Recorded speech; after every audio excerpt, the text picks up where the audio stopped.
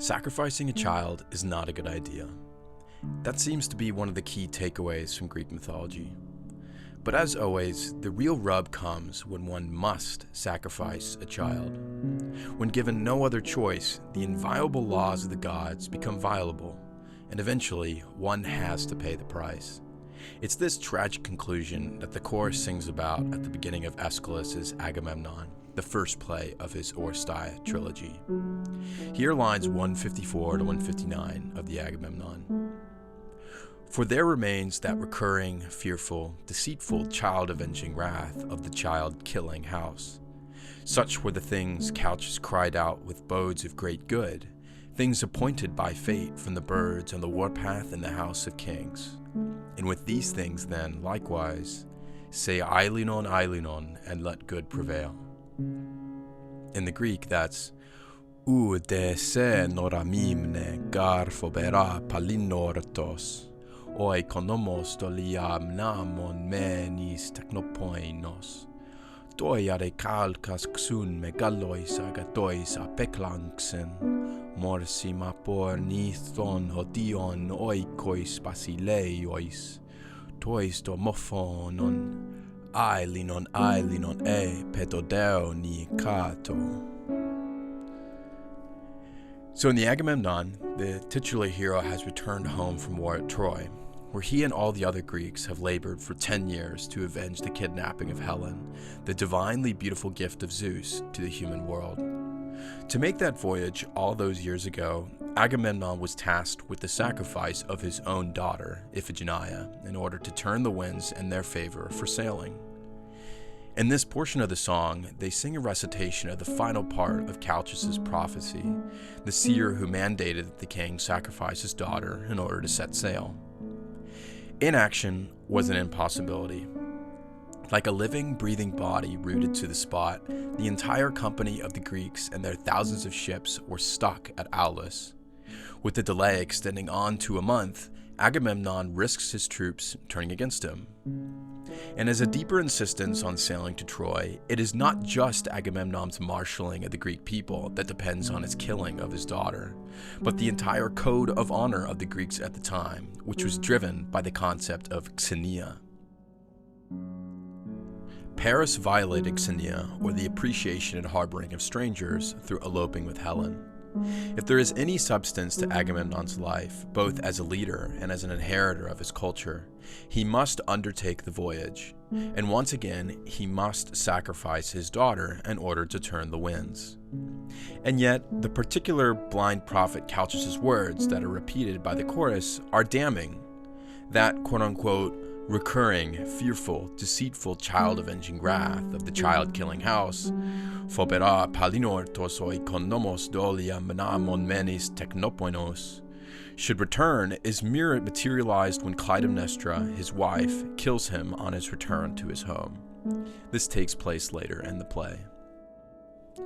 Given this tragic end, the chorus's last line of say Eilenon, and let good prevail is begging the question of delay for this ultimate fate. They repeat this line several times throughout the song, always at the end of strophic portions of their singing.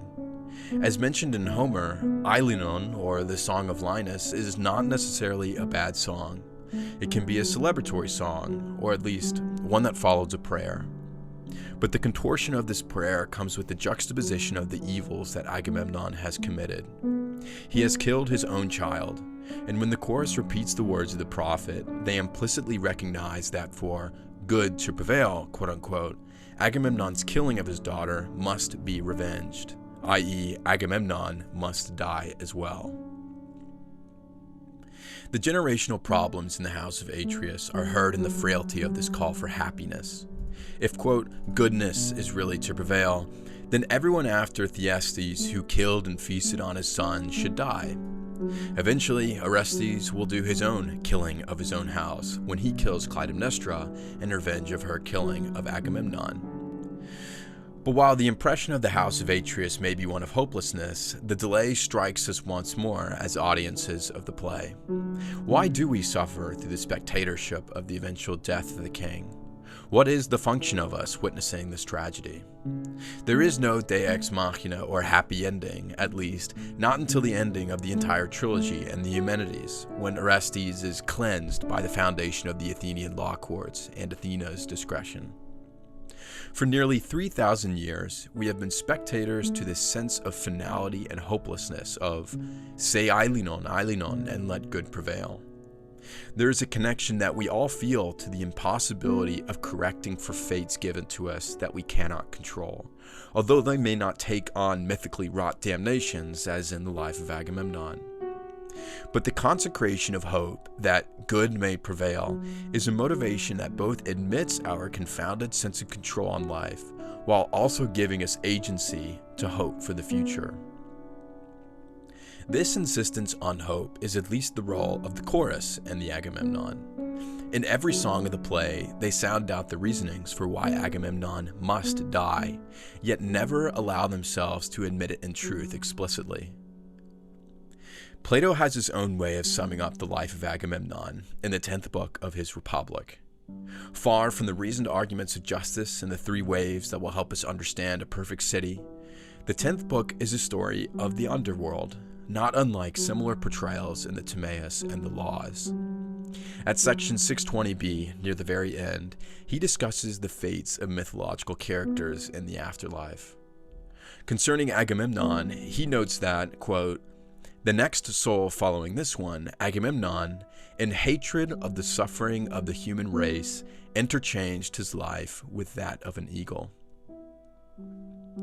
In the Greek, that's "ten de epitou toi Agamemnomos, echthrai de kai tauten tu anthropinu genos dia tapathe, aetu dia laxai bion." This passage is an important prose expression of the ending of the curse upon Agamemnon because it gives Agamemnon agency.